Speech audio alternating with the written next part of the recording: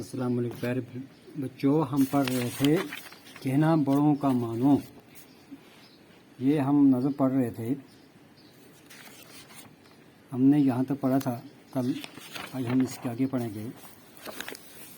لکھتا ہے تم کو نہیں خبر، یہ بچوں کو نصیحت مل رہی ہے.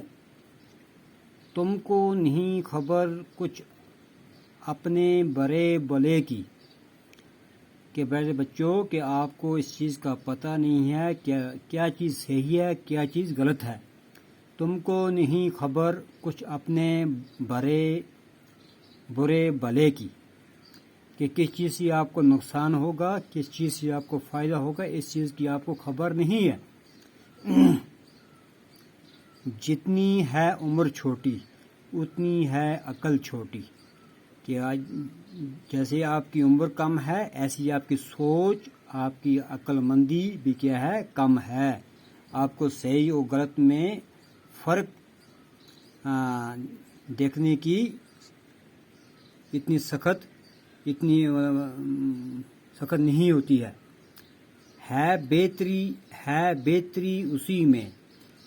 بہتری اسی میں جو ہے بڑوں کی مرضی، کہ بھئی بہتری اسی میں ہے جس کے جو ہے بڑوں کی مرضی، جس کے اندر بڑوں کی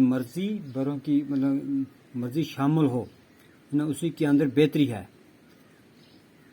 چاہو اگر بڑائی کہنا بڑوں کا مانو، کہ اگر آپ بڑائی چاہتے ہو، اپنے آپ کو کامیاب کروانا چاہتے ہو، تو بڑوں کا کہنا کیا کرنا ہے بیٹا، ماننا ہے. تو یہ جو الطاف حسین علی نے یہ نظم یہ لکھی ہے چھوٹے بچوں کے نام ہے نا، کہ بھئی آپ بڑوں کا کہنا مانو گے تو آپ کامیاب ہو جاؤ گے، نہیں مانو گے تو آپ کو بڑے نقصان اٹھانا پڑے گا. تو اس طرح ہمارا یہ نظم آج یہاں پہ ہمیں ختم ہوئی. تو اس کے جو سخت الفاظ ہیں ان کے معنی آپ لکھیں. روک ٹوک ہو گیا، منع کرنا. امرت کہتے آپ حیات. عزیز پیارا، دشوار مشکل، صدمہ دکھ، ذلت رسوائی، بدنامی، سہنا برداشت کرنا، بہتری ہو گیا بھلائی. تو کل انشاءاللہ ہم اس کے جو سوالات ہیں کل ہم انشاءاللہ وہ کریں گے.